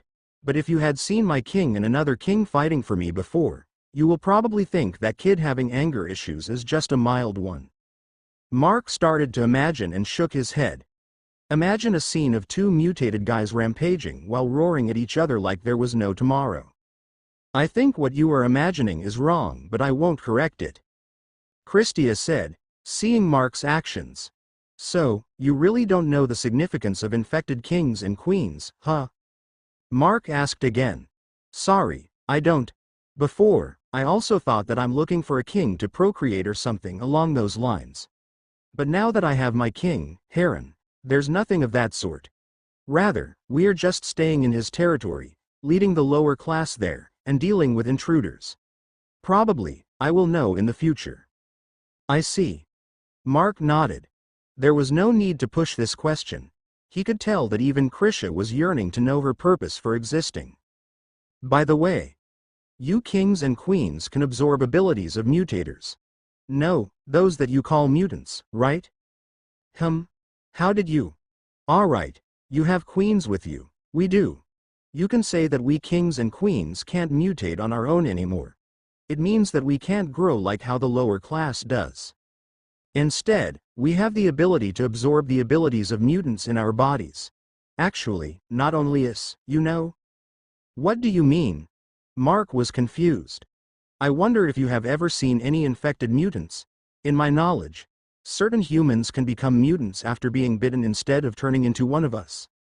Those mutants can still become one of us after being bitten once more, you know that, but you won't be able to see any at all. That made Mark realize. He had seen failed mutators before, but never any infected mutators. Of course, it was a different case when Mark removed the ability first and the body became a normal infected instead. The lower class can accelerate their mutations after eating a mutant's body, especially the brain. They won't be able to actually possess the mutant's abilities, but certain aspects of that ability will be incorporated into the mutations of the infected that ate their bodies.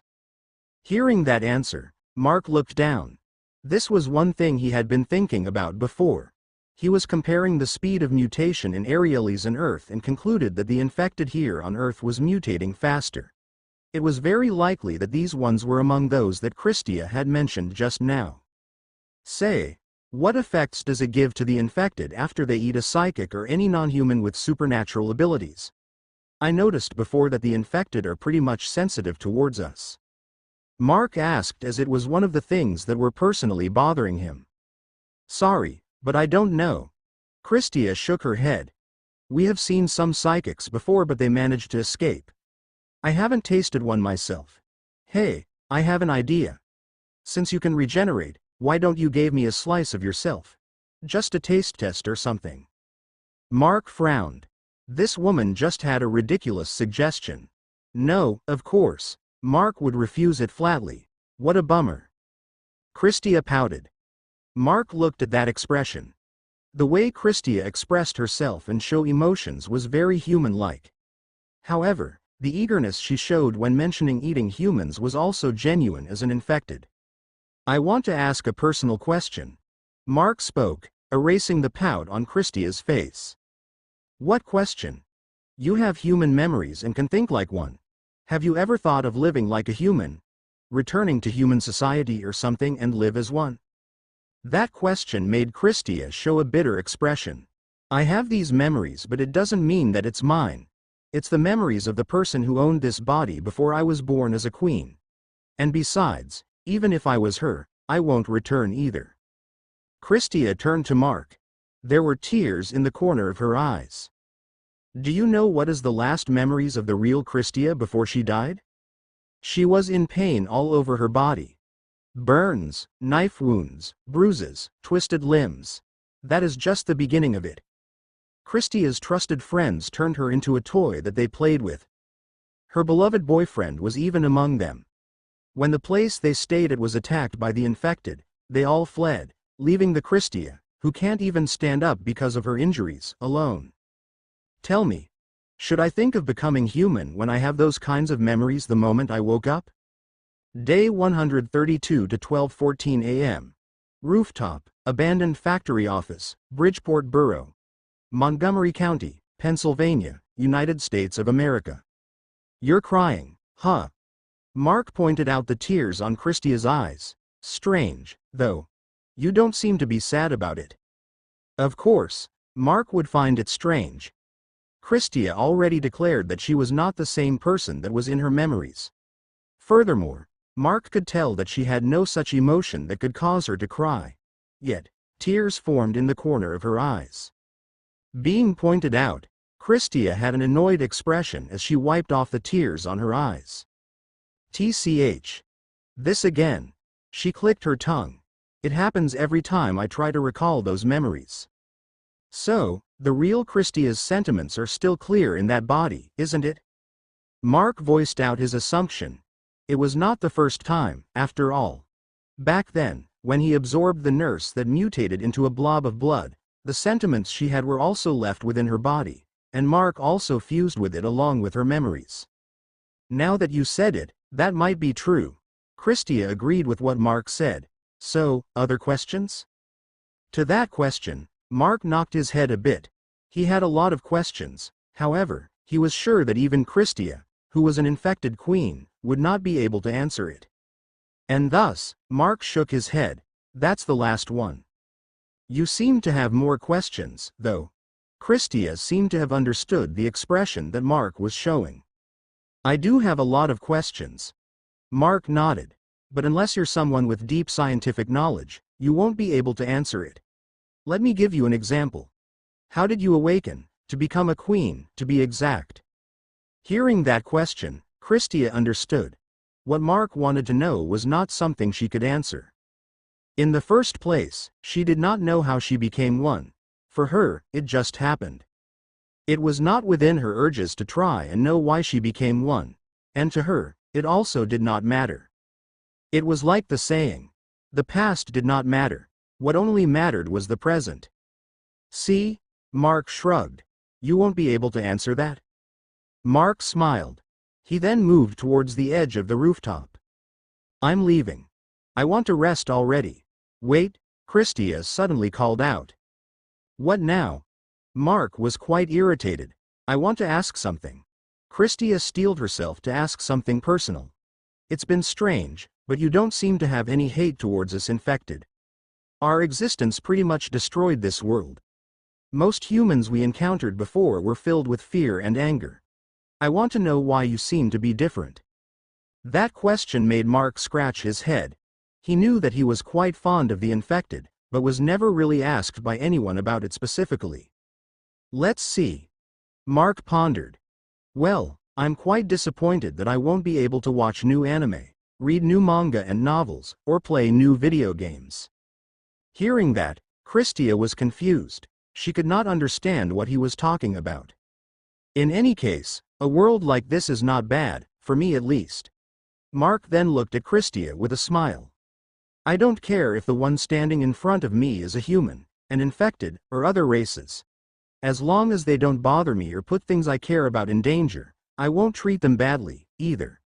Of course, if it's the opposite, I won't entertain any nonsense. If I can't make use of it, I'll kill it. That other king this afternoon, he's just lucky. I want to try and catch him alive. That is why he's still living. If not, I might have already killed him. Well, leaving him alive brought you here for me to gain valuable information. He sure have some other purposes. Mark smiled. This time it was quite sinister, and there, Mark opened his wings and flew away under the darkness of the night. Bam! The moment that Mark left, Heron returned, shaking the building as he landed violently. He's gone? Heron asked. He already left. Christia took a deep breath. That is nerve-wracking. It looks like he did not take our threats before seriously, or things might have ended up roughly. But he's still cautious, bringing us away from where his group is. Is it really fine to let him go? Heron voiced out. For some reason, I feel hungry while looking at him. My king. You think you are the only one? That's why I found it strange that 3 queens were lurking around him. If I stayed around him long enough, I might end up not being able to handle this hunger. I really wonder how those queens are able to handle it or even stay together. And my king. Christia stared at Heron. Don't try to challenge that man in the future. It might end up in a death match, and it will be very hard to say who will be the winner. If you say so. Heron nodded. And there, Heron lifted his queen and flew away. They were returning to their territory after satisfying their curiosity. Mark flew, returning back to the service compound of the golf club. He was tapping on his ring, replying to May, who asked what happened.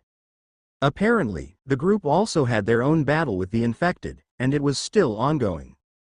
Then, Mark proposed something. Tell them to prepare to leave. Let's just spend the night on the road. That was what he told May.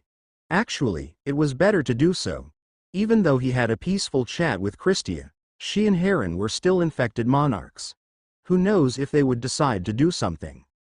More importantly, even though Mark moved to the quarry to lure Heron and Christia out, the battle still affected a wide area. More and more infected would come from farther places, making it more dangerous the more time they spent here. With Mark's decision, the others prepared to leave. It was agreed that they would just meet along the way, and thus, Mark flew towards the east, where the Schuylkill Expressway continued. Actually, it would not take long for Mark to return before May and the others prepared to leave, but he could not just return with his clothes tattered and his pants looking like rags. Finding a good place to land, he stopped there to change clothes. He also cut off his hair that grew waist-long again. It was quite annoying since his hair would grow every time he unleashed that form, but would never shorten when he reverted back to normal. Of course, the way he cut it was quite unsightly. He was not a barber, and he only cut it off with a blade. It would make one wonder why scenes in anime and movies where the protagonist cut off their hair with a sword still looked awesome and cool. Whatever. I'll just ask Mayor to fix it later. She really likes it when she fixes my hair for some reason. Mark murmured with a smile. Actually, he also enjoyed it when someone played with his hair. He was like a cat who liked his fur being combed. After changing his clothes, Mark flew and managed to reunite with the others at an intersection near the commerce center of King of Prussia. And to say, the place was now pretty much free of the infected. The effect of the battle was clearly present in this area. Roan was driving the vehicle in a hurry when they saw someone waiting by the road. When May told them to stop, they knew that it was Mark. Mark was welcomed back with an embrace from May, who looked sullen. Gerger left again without saying anything, she grumbled. Mark caressed her head. It was not like May was telling him to say where he was going. At least, she wanted to know if he was going to leave for a bit and not just vanish just like that. He then looked at the others. Is everyone okay? Mark asked before taking it back. Of course not. Mark could only shrug. Everyone was woken up in the middle of the night and had to deal with the infected. Then, because of the danger, they had to leave. Of course, no one would feel okay in this situation. Even Elise had gone back to sleep the moment they rode the vehicle. Inside the vehicle, the others started to ask Mark questions. Boss. Is it another of those you call king types, again? Roan was the first to ask. How did you know? Of course, Mark would reply with that. He never mentioned that it was, after all. Felicia said that Snow is scared again. It's like this afternoon. What Roan said made Mark look at Snow. She was currently sitting beside him, asleep. It was as if she had finally felt safe, could finally rest after an ordeal. Still, Mark could not understand. From what Christia said, once a king and a queen had a partner, the urge of them looking for a partner would vanish. If that was the case, then Heron did not connect to Snow, like what the other king did. Nevertheless, she seemed to be afraid. Ah. Mark realized. It was probably because of Christia. Queens were prone to killing each other from what he learned from Christia. From there, Mark answered a few questions from the others before stopping them. He also wanted to rest and requested everyone to be quiet. Fortunately, because of his battle with Heron, the way was almost devoid of the infected. With this small number, the others could deal with them as Mark rested. Of course, the abandoned vehicles on the road still posed a problem. But other than the abandoned cars, the travel was smooth. Still, it did not take long before they came to a stop. It was not because they were infected or the road was blocked. In fact, the area they stopped was the road being in the middle of a vacant area with a bit of small forested areas. It was after they crossed over Schuylkill River once more. Furthermore, it was Mark, who was supposed to be resting, that opened his eyes and told Roan to stop the vehicle. "Stop around there where the trees can cover the car." Mark pointed at the area where there were thick trees growing just beside the road. "Everyone stay here and don't turn on the lights on the car." That was what Mark told everyone as he went out. Everyone was quite confused, but they could only follow his instructions. Besides, there seemed to be no danger in this area at all. It was an opportunity for them to close their eyes for a bit. Leaving the vehicle, Mark stealthily made his way through the small forest in front of him. Paving through the bushes, the other side of the forest was seen by Mark. In front of him, about 260 meters away, it was a huge red building, 5 stories high, and was shaped like a cathedral in front. Mark then browsed the map on his phone, covering around with miasma so that the light from the screen would not accidentally be seen by others. And there, he saw the name of the place. It was called St. Gabriel's Hall. Was it a church? It doesn't look like it, Mark said, reading the short description on the map he had. He could only shake his head. There was no description at all. But why did Mark make the vehicle stop, and why was he moving stealthily like this? It was because he detected humans. The road they were traveling on would curve around this place. Thus, it would be impossible that the people here would not notice their vehicle. Because of that, Mark decided to check first. If these people were not hostile, they would just pass by without problems. If they were, Mark would not hesitate to use his crystals to cover their tracks. It was just that Mark wanted to save the crystal's energy if using it was not really necessary.